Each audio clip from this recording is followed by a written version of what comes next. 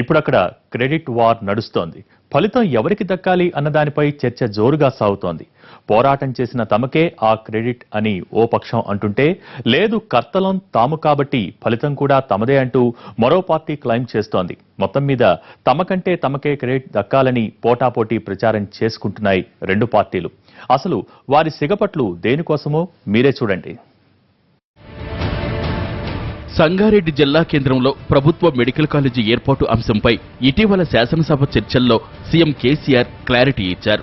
అన్ని జిల్లా కేంద్రాల్లో ప్రభుత్వ మెడికల్ కాలేజీలను ఏర్పాటు చేయాలన్నదే తమ ప్రభుత్వ సంకల్పమని చెప్పారు. అందులో భాగంగా ప్రయారిటీ లిస్టులో సంగారెడ్డి ముందుంటుందని హామీ ఇచ్చారు. ఇప్పుడు ఈ టాపిక్ పై క్రెడిట్ కొట్టేసేందుకు అధికార ప్రతిపక్ష పార్టీలు ప్రచార రంగంలోకి దిగాయి. ఇది తమ పోరాట ఫలితమే అని సంగారెడ్డి కాంగ్రెస్ ఎమ్మెల్యే జగ్గారెడ్డి వర్గం ఓవైపు, ఇటీవలి ఎన్నికల్లో ఓటమి పాలైన టీఆర్ఎస్ పార్టీ మాజీ ఎమ్మెల్యే చింత ప్రభాకర్ వర్గం మరోవైపు పోటాపోటీ ప్రచారాలు మొదలెట్టాయి. ప్రభుత్వ మెడికల్ కాలేజ్ కోసం కష్టపడ్డది తామంటే తామే అని జనాల్లోకి విషయం తీసుకువెళ్లేందుకు ఎవరి ప్రయత్నాల్లో వారు ఉండడం జిల్లా రాజకీయాల్లో ఆసక్తి రేపుతోంది.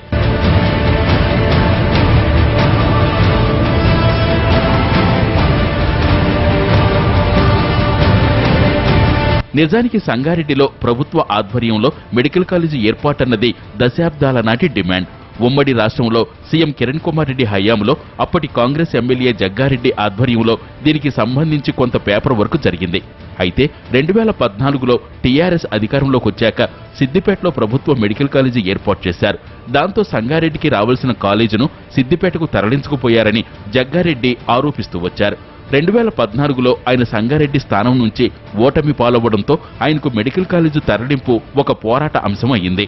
ఆ ఎన్నికల్లో తనపై గెలిచిన టీఆర్ఎస్ ఎమ్మెల్యే చింతా ప్రభాకర్ మిన్నకుండిపోవడం వల్లే మెడికల్ కాలేజీ సిద్దిపేటకు తరలిపోయిందని ఆయన పదే పదే ఆరోపిస్తూ వచ్చారు.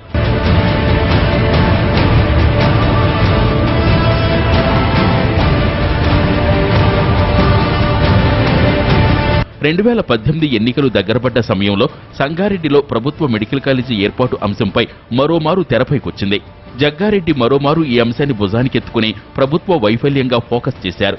మెడికల్ కాలేజీ ఏర్పాటు కోసం ఆయన దీక్షకు సైతం దిగారు. అలా మొత్తం 2 సార్లు ఆయన మెడికల్ కాలేజీ సాధన దీక్షలను చేశారు. మొన్నటి ఎన్నికల్లో తన ప్రచారాస్త్రాల్లో ఒకటి మెడికల్ కాలేజీ ఏర్పాటు అంశాన్ని ప్రస్తావిస్తూ వచ్చారు. ఎమ్మెల్యేగా ఇటీవల గెలిచిన తర్వాత ఏర్పాటు చేసిన పలు మీడియా సమావేశాల్లో జగ్గారెడ్డి మెడికల్ కాలేజీ ఏర్పాటు కోసం డిమాండ్ చేశారు. తన పోరాటం కొనసాగిస్తానని, సీఎం కేసీఆర్ను ఈ విషయంలో కలుస్తానని ప్రకటించారు. ఇటీవల సభ్యుల ప్రమాణ స్వీకారం తర్వాత కొనసాగిన అసెంబ్లీ సెషన్స్లో ఆయన సభలోనే ఆ అంశంపై సాధారణ ప్రశ్నోత్తరాల సమయంలో కేసీఆర్ ఎదుట ప్రస్తావించారు. స్పందించిన సీఎం సంగారెడ్డిలో మెడికల్ కాలేజీ ఏర్పాటు అంశంపై గతంలో తాను ఇచ్చిన హామీకి కట్టుబడే ఉన్నానని, ఇక ముందు జిల్లాలో పెట్టే మెడికల్ కాలేజీల లిస్టులో సంగారెడ్డికి తొలి ప్రయారిటీ ఉంటుందని చెప్పారు. తన డిమాండ్ సీఎం నోటి వెంట ఓకే పలకడంతో జగ్గారెడ్డి వర్గం దీన్ని ప్రచారాస్త్రంగా భావిస్తోందట. ఏకంగా ఈ అంశాన్ని ప్రస్తావిస్తూ ప్రముఖ దినపత్రికల్లో, జిల్లా టాబ్లాయిడ్లో మొదటి పేజీ ఫుల్ యాడ్లను ఇచ్చి ప్రచారం నిర్వహించారు. అదే సందర్భంలో జగ్గారెడ్డి సతీమణి, జిల్లా మహిళా కాంగ్రెస్ అధ్యక్షురాలు నిర్మలారెడ్డి ఇది తమ విజయం అంటూ సంగారెడ్డిలో స్వీట్లను సైతం పంచారు.